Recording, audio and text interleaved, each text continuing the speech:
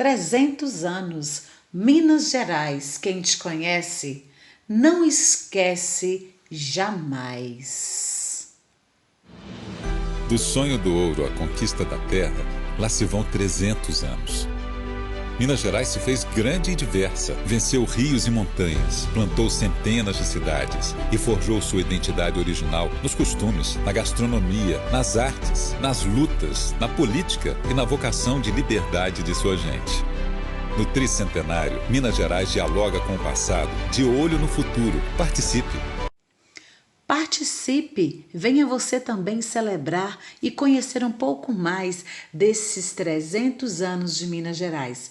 Na nossa aula de hoje, vamos falar um pouco sobre a religiosidade em nosso estado, no estado de Minas Gerais. Para falarmos sobre a religiosidade de Minas Gerais, precisamos voltar um pouco no tempo. Sabemos que no século XVI houve o início da colonização no Brasil. E desde o começo, o cristianismo foi implantado na sociedade colonial. Depois de tanto procurar por ouro, a coroa portuguesa encontrou-o em Minas Gerais. Com isso, uma grande parte da população brasileira se concentrou na região, e esses novos habitantes trouxeram o catolicismo à região mineira. E esta religião era imposta aos índios e aos escravos que vieram trabalhar nas mineradoras de algumas cidades de Minas. A formação religiosa de Minas Gerais teve muita influência da mão de obra escrava e traz consigo um forte sincretismo religioso. Mas o que é o sincretismo religioso? Para entendermos, precisamos voltar no período lá da escravidão, onde o Brasil recebeu milhares de pessoas vindas de diversas regiões da África. Junto aos africanos escravizados, vieram suas crenças e suas tradições. O Brasil era um país católico e essas pessoas, ao resistirem à religião que lhes era imposta, recebiam muitos castigos. Dessa maneira, os escravos supostamente abraçaram a fé católica, mas eles continuaram a manter o culto a seus orixás. Durante séculos, eles ficaram proibidos de cultuar suas divindades livremente. Por isso, eles associavam a imagem de algum orixá aos santos da Igreja Católica para burlar a religião. Então, ocorreu o sincretismo religioso, que consiste na junção, na união de doutrinas religiosas e na reinterpretação das mesmas, que desencadeiam em uma nova crença. Entre os santos da Igreja Católica que foram incorporados pelas religiões de matriz africana estão Santa Bárbara. Nesse mesmo dia, eles cultuam a orixá Iansã. No dia de São Jorge, eles cultuam o orixá Ogum e em algumas regiões, Oxóssi. No dia de São Lázaro, eles cultuam o orixá Omolu. E no dia que os católicos cultuam a Virgem Maria, eles cultuam Iemanjá. É importante salientar que o sincretismo de um mesmo orixá ou santo não é idêntico em todo o país. Durante o século XVIII, era comum no território mineiro, no território de Minas Gerais, as irmandades leigas, que eram associações religiosas, mas sem o vínculo oficial com a igreja.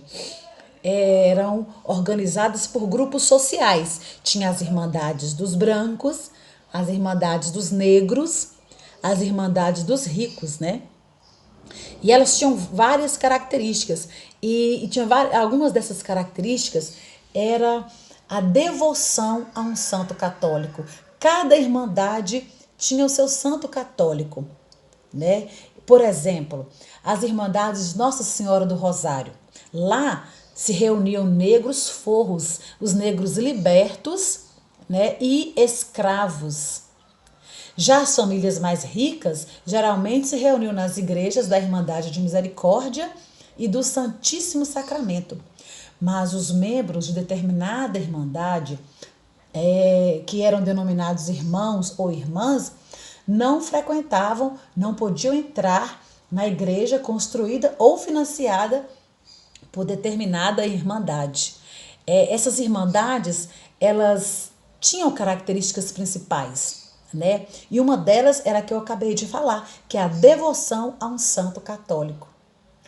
E outra característica era a característica do assistencialismo, porque além do papel religioso, as irmandades desenvolviam uma função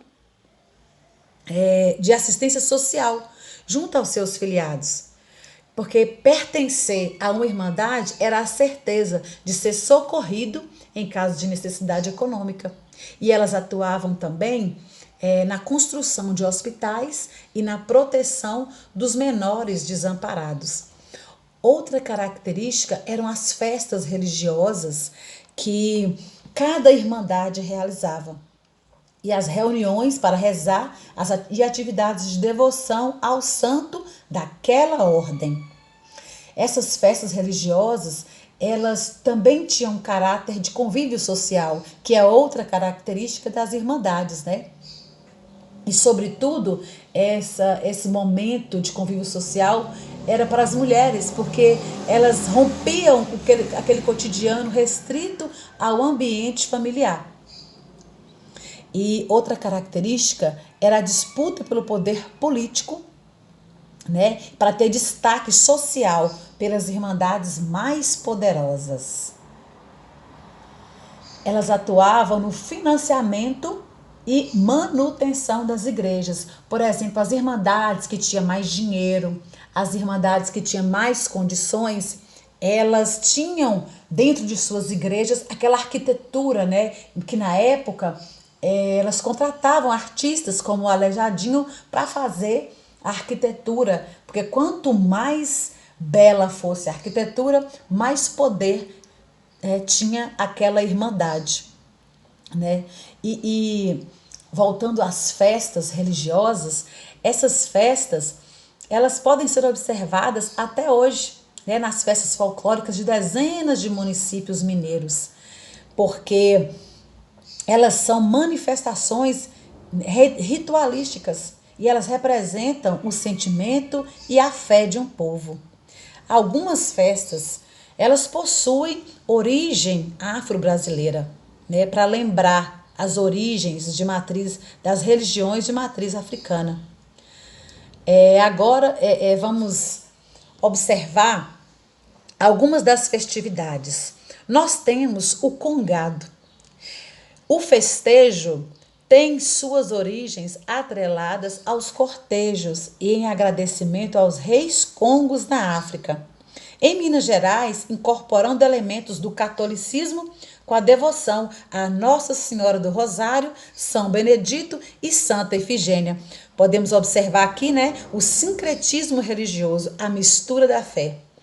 Temos também uma outra festa, que é a Folia de Reis, que nela é declarada Patrimônio Cultural Imaterial de Minas Gerais. Ocorre no período de 24 de dezembro a 6 de janeiro. A figura do embaixador pede licença para entrar nas casas, pronuncia as profecias e lembra das palavras escritas pelos profetas a respeito do nascimento de Cristo. Há instrumentistas, cantores e representações dos 3 reis magos. Também temos a festividade das pastorinhas, que são grupos de moças e meninas que visitam os presépios das casas, relembrando os pastores em Belém. Vestem-se como camponesas, dançam e cantam a mensagem em louvor. Pedem contribuição para o Natal das crianças carentes da localidade. Temos também a festa do Divino, que ocorre na data consagrada ao Divino Espírito Santo. Em Minas, costuma ser chamado também de festa do Império, porque durante sua realização é eleito um imperador, que será o festeiro ou homenageado da próxima festa. A tradição do festejo foi trazida ao Brasil pelos portugueses, adquirindo características específicas por meio do sincretismo com as religiões de matriz africana. Há também as festas juninas e quadrilhas, que de influência europeia, o festejo faz uma alusão aos rituais de fertilidade e boas colheitas, incorporadas às celebrações da Igreja Católica. A festa faz exaltação a santidades como São João, Santo Antônio, São Pedro, São João Batista. Nas festas juninas, os fogos de artifício têm o sentido de acordar São João como uma convocação para participar da festa. E aqui em nossa cidade, nós temos a festa de Nossa Senhora de Fátima, que aqui em Itaiobeiras ela teve origem em 1957, quando foi construída a Capela de Nossa Senhora de Fátima, hoje conhecida como a Igrejinha de Nossa Senhora, para abrigar a imagem da santa trazida de Portugal. Um dos momentos marcantes dessa festa é a coroação, feita pelas crianças a Nossa Senhora de Fátima. É muito importante conhecer um pouco mais sobre nossa cultura, pois os traços religiosos da sociedade mineradora estão presentes até hoje. É comum vermos restaurantes, lojas, ruas com nomes de santos ou membros da igreja.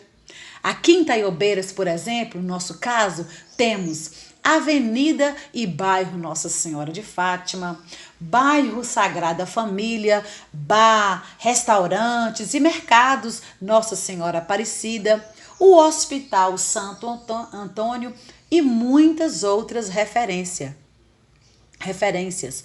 Isso pode nos mostrar como os portugueses queriam marcar o seu território aqui no Brasil e como influenciaram o comércio das cidades mineradoras e muitas outras. E então, alunos, a nossa aula falando um pouco sobre a religiosidade de Minas Gerais fica por aqui. Eu sou a professora Darmone, professora de ensino religioso. Um beijo e até mais!